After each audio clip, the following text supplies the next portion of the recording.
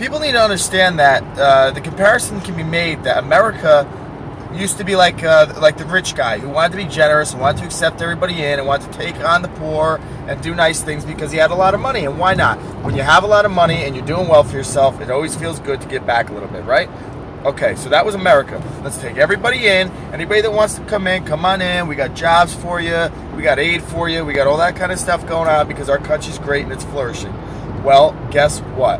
Backfired a little bit. The economy's being drained. We've had terrible people in position who make terrible foreign trade deals that are sucking our country dry. They're not businessmen. They're politicians. They do what other politicians tell them to do, who are also receiving money from lobbyists and special interests. It's nonsense, okay? It's nonsense. None of them know the ins and outs of business. I'm an MBA holder. I'm a business major. I know what it takes to make correct deals, to do negotiations, and that's exactly how Donald Trump feels. He has proved over and over that he's a successful businessman. A lot of our country's root issues are held in the economy. So why not put the most eligible person in office who knows the most about economics, who can make these negotiations and make these deals and help our country?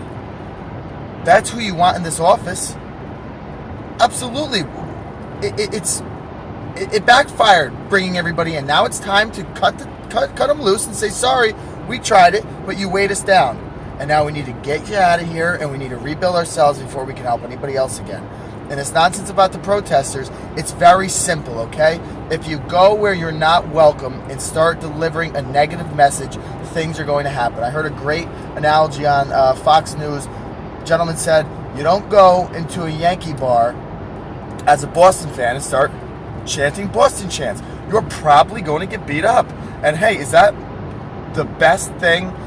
Is that the most appropriate thing? Probably not. But is it the case? And it will be the case over and over and time again? Yes. So if you know that, stop showing up to rallies with F Trump signs and these F Trump Watch chants. out, pothole on road ahead.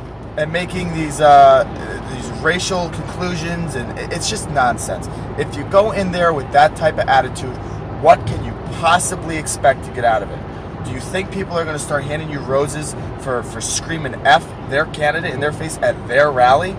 That's ridiculous. And if anybody thinks that is okay and that these protesters aren't to blame and it's the supporters and Trump encouraging violence, then you're just ignorant and you're a moron and you're listening to Communist News Network, CNN, that horrible portrayal of a biased opinion. And it's ridiculous. And people need to understand that Donald Trump is the right option for this country, 100%. I'm an educated in man, 1 mile, and I tell you exit right to exit 20S, Take my advice. I-684 Donald South, Trump, White 2016, Plains, Mr. to President. New York.